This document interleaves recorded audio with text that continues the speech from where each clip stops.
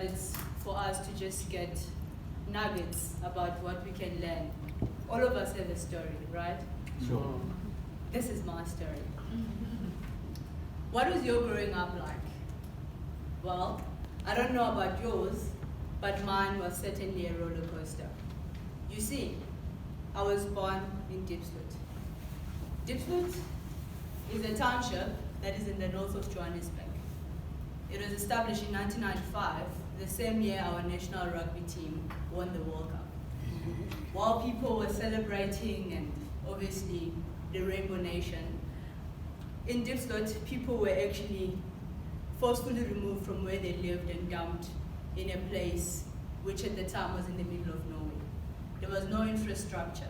There was no schools, no shops, no jobs, not even taxis to commute to work. This is me, Nondumiso Sibiya, and Diepsloot is a place I call home. Diepsloot has a population of about 500,000 people and has expanded to 13 extensions. It is home also to a number of social ills, HIV, poverty is rife, unemployment, there is evidence of lawlessness, and crime has spiraled out of control. But there have been a lot of changes in Diepsloot. But what I find interesting is that it remains the most attractive place for job seekers. And businesses that sprout out every day are amazing. There are at least 3 spaza shops in every 100 meters of every street. So that would show the business, the entrepreneurial part of it.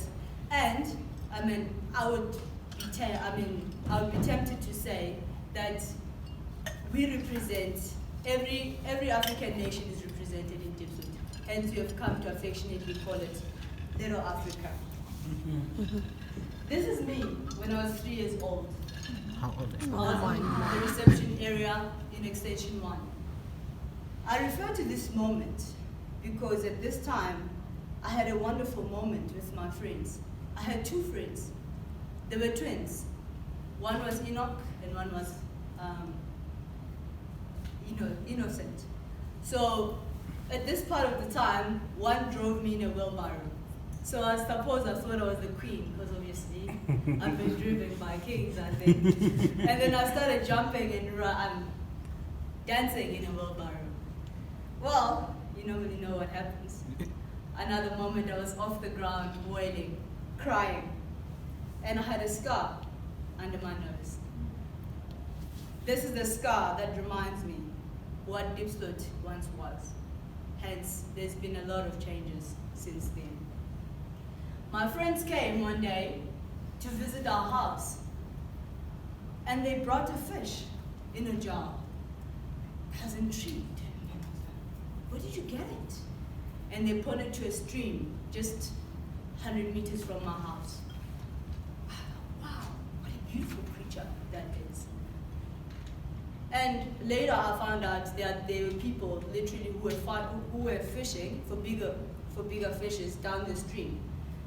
And that for me was quite interesting. I was like, wow, which means I can go and play this sometime. But obviously with my dad, I wouldn't even be. Fast forward, 2016. I was 8 years old and just walking around life, living my mom and my dad. Well, while still having fun, my mom and my dad, they actually separated. It was a new world to me, different. I'm used to having my dad, and my dad had to move away. Thought things were just there, but my mom was working as a domestic worker, and still is, and her boss told her that she wanted her to stay with her, so it's a stay-in job now. Didn't know it at the time, but she had no choice. It was either she stayed with me and my 17-year-old half-brother and no income, or she goes to work. And she chose to go to work, which means I had to stay with my brother at home. That was devastating.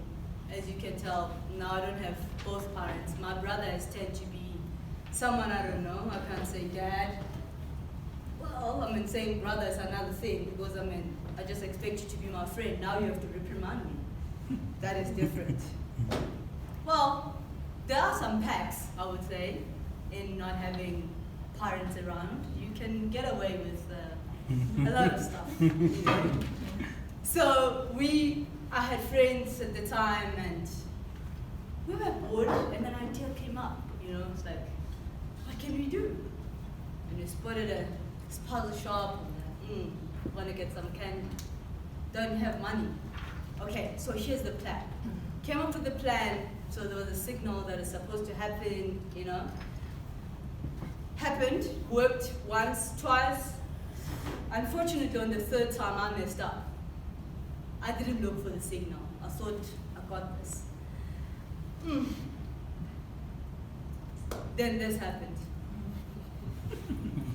We were caught. I mean, I was caught, and then because I was caught, and they knew I wasn't alone, because I had friends, I had to bring my partners in crime to the scene, and we were disciplined. At the time, what I heard was like, because it was only hands. I was like, whoa. And then, I mean, they took us, they were taking us home at that time. Fortunately, that night, my brother was in a nice school. He had dropped out of school for whatever reasons. So I got away with it, and my friend didn't. So I will actually put you inside how Africans work. Okay. So you're a child. So when they beat you up and you don't cry, they beat you up for not crying. Yeah. And when you start crying and if you start making noise, they beat you up for keeping quiet while they beat you up more. So I was sitting in my house and I was hearing my friend crying and wailing. This is not a pleasant experience. I know my friend and I got hurt. But yeah, that was a horror movie for me. What I got was from my brother. When he found out about what I've done, he was like, do you know what happens to people who steal, especially in Diepsloot? Well, I did know. And he did not beat around the bush. I don't know if you followed the news, but at the time, there was a lot of mob justice happening in Diepsloot. People were getting necklaced, and I decided that that's not the future that I wanted to have. That's the unfortunate tale of my twin brothers, or should I say friends. They actually joined a group, a gang, and they were part of a gang. So it was, when they went for a gang fight, Innocent, he took out a knife and he killed another gang member. So they found out about it and they pursued him. When they were looking for him, they were going for the house. Enoch figured out, these guys are coming for me. He ran away. Innocent was just innocent, so he stood.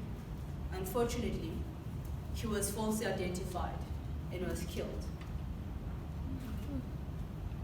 A year later, Enoch went to steal and was caught by the community. And he was beat and died in hospital.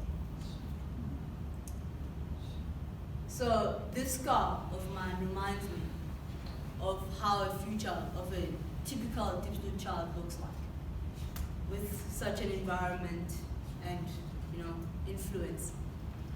So this is how I survived peer pressure. My brother took me to church, fell in love with it. Sunday school, so I could be myself and have fun while I was at church. Got to it something different. If you're poor, most of the time you don't dream. Why dream if you stay in a shack? What more can happen, You're gonna die here.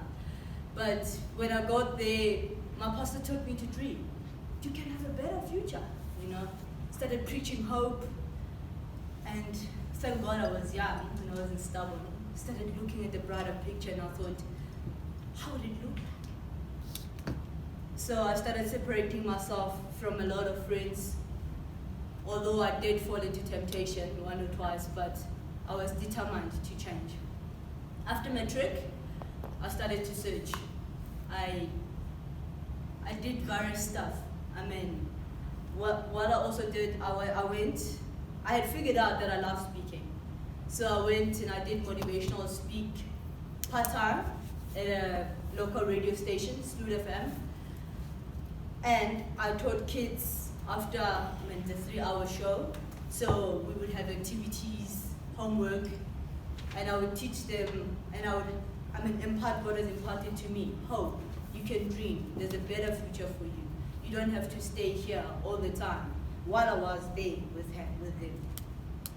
So as we were doing that, one day I get a child screaming my name. And I was like, what's happening? When I went out, the kid told me that the other child was part of the session, had been run over by a car. Now I'm like, I don't know what to do. I run to that house. I say, are you okay? She doesn't answer. I open the room and I see, okay, you are alive, obviously. And I went home to get my pennies, however much I had, and I had to hire a local taxi to come and fetch him from the house to the local police station. That for me was very horrifying, and the experience, because the parents went there, I had to sleep over there to make sure that he was fine. This made me ask a lot of questions. Why? Why are kids playing in the street in the first place? Well, I grew up playing in the street, but it hadn't clicked my mind why. Then I realized that, okay, fine, the places that were given, the stands are quite small, and people are trying to get an income, so they put tenants inside. But what's happening to the other space, the open space? And then I started noticing a pattern, hence I was saying I was searching.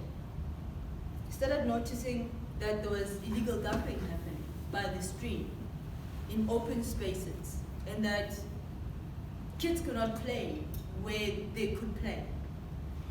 That place was claimed by illegal dumping. I also figured out that the stream that once had a fish no longer had a fish. My children will not see the fish that I saw brought by my friends. And then I thought, what can I do? I was still searching. In 2018, I met my business partner, Sbusiso Shongwe. He had the business idea. I would say it's a miracle that I got to meet the person who helped. Together we came up with something that is brilliant. I was like, okay, fine. He met me, well, he spotted me, and then he started proposing the idea. This is my company, this is what I do. I was like, okay. Then Boomba Dead Mori was born. Boomba is a dung beetle. As we know, what the dung beetle does. The dung beetle takes waste and turns it into treasure by taking the dung, breeding offspring in it, so life comes out of waste. Dot, we have cut it. In Zulu, udodi, it means waste. Mobi is English, it means mobility. So Boomba.mobi simply means a dung beetle moving waste. So that's what we do.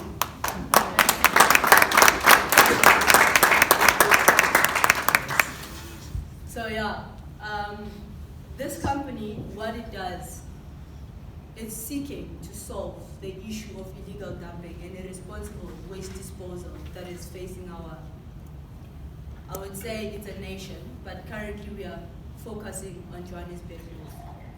Because people don't ask, where does my waste end up? We started going to residential associations, asking that question. Where does your waste end up? When you call someone who's driving a truck outside and you say, come collect my waste, do ask them where do they drop it. Well, you don't have to ask us. We send you a picture of the final destination.